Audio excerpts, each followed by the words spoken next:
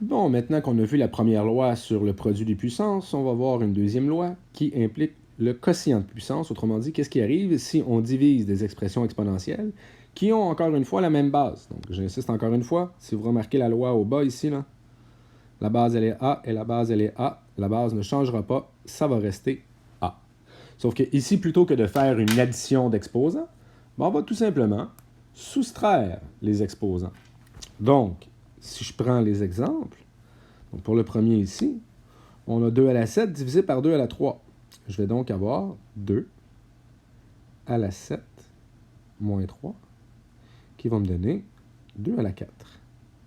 Maintenant, je vais faire comme dans mon premier vidéo. Je vais vous expliquer un peu en faisant le développement pourquoi est-ce que ça fonctionne.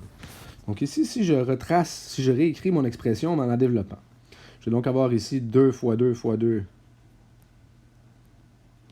Je vais l'avoir 7 fois.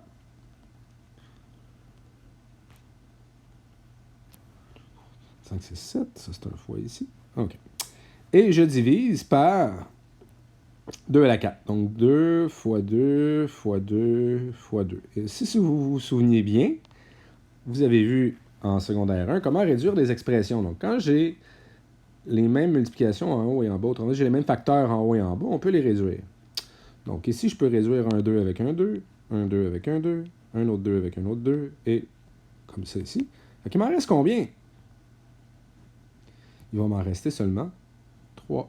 Parce que j'enlève un nombre équivalent de 2 au numérateur que le nombre de 2 que j'avais au dénominateur, ce qui explique la soustraction. Évidemment, ça, c'est la méthode qu'on fait au long. On n'a pas besoin de faire ça à chaque fois. On a juste besoin d'appliquer la loi. Donc ici, si je prends le deuxième exemple, j'ai a à la 9 divisé par a à la 4, ce qui va donc me donner a à la 9 moins 4, qui va donc me donner a à la 5.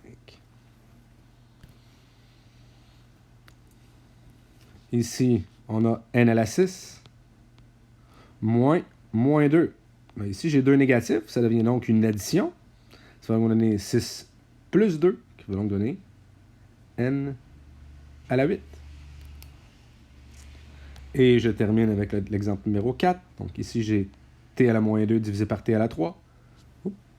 Ce qui va donc donner t à la moins 2 moins 3.